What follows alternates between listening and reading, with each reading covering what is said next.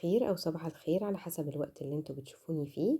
أنا منار الكيال هقدم معاكم وصفات سهلة وسريعة. ورقة لحمة سهلة وسريعة، ورقة لحمة سهلة وسريعة جدا كمان. عشان مطولش عليكم الفيديو نخش في الموضوع على طول. ما تنسوش لو عجبكم الفيديو تعملوني بلايك واشتركوا في القناة، ده شيء هيسعدني جدا. ورقة اللحمة بقى اللي هقدمها مع رز بالشعرية وسلطة بلدي وطحينة، تاكليها بقى بعيش براحتكم. انضف واحلى من بره بكتير ونفس الطعم. يعني اشهر المحلات فعلا هنا عندنا بيعملوها بالطريقة دي، وده السر بقى.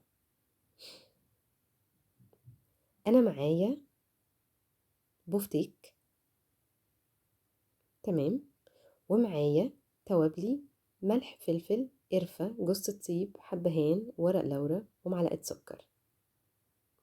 ومعايا لورقة اللحمة فلفل احمر وطماطم وبصلة، ده للكمية اللي انا عايزاها. وحط على جنب بصلة في الكبة ضرباها ناعم. هجيب البولة بتاعتي وهنزل عليها البصلة يعني اللي انا عاملاها في الكبة، وعليها التوابل اللي هي الملح والفلفل، قرفة، جوز الطيب، حبهان، ورق لورا، ومعلقة السكر. واقلب كويس قوي، ادخل كله في بعضه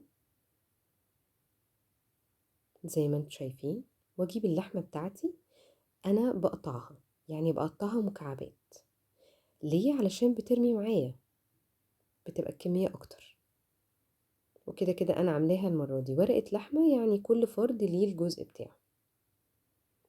هبتدي ان انا البس الجلافز بتاعي وادخل بقى البصل بالتوابل باللحمة، اعملهم كلهم مع بعض يتبلوا، ومكيساها ومدخلها التلاجة عقبال ما اعمل الحاجة اللي بعديها. بس كده خلصنا اول جزء فيه. سهل ولا مش سهل؟ سهل. قطعت معايا طماطم والبصل جوليان والفلفل الاحمر، وجبت اللحمة بتاعتي. وهنا انا بقول لكم ان انا زودت شريحتين متهيألي زيادة على حسب الافراد يعني اللي انا بعمله. والتوابل هي انا اسمها بالنص، هي نفس الملح والفلفل، قرفة، جوز الطيب، حبهان، ورق لورا، معلقة السكر. بنزل عليهم بالخضار بتاعي واقلب كويس، وبعدين اقوم نازلة عليهم في اللحمة اللي انا عاملاها. معلش لازم ننضف الطبق كويس.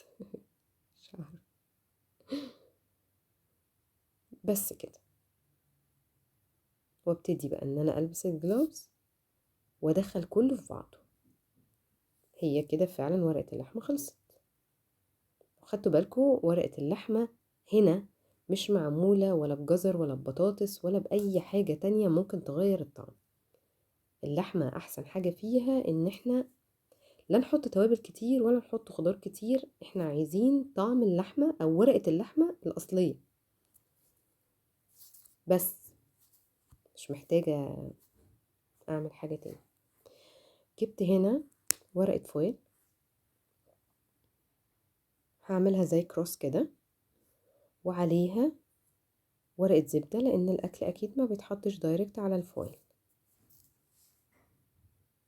وهبتدي أنزل بالكمية اللي أنا عايزاها للفرد، لأن زي ما اتفقنا هي ورقة لحمة الفرد. شوفوا عدد الأفراد اللي انتوا هتعملوا لهم وتحطوها. بقفل كويس قوي.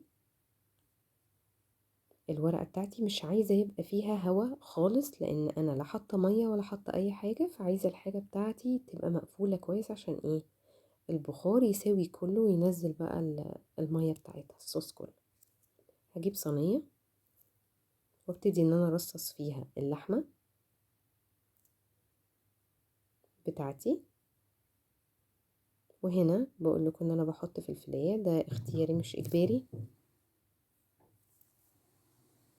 ومعايا كتل فيها مية سخنة، بنزل على تلت الصينية بس. وعلى الفرن على طول درجة حرارة 180 تلت ساعة.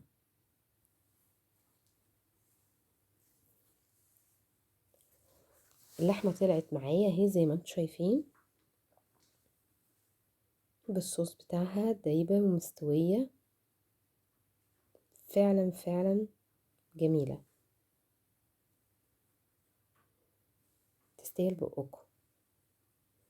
اتمنى يكون الفيديو خفيف وسريع، واتمنى ان انتوا تجربوها، وهستنى رأيكم في الكومنتات. مع السلامة.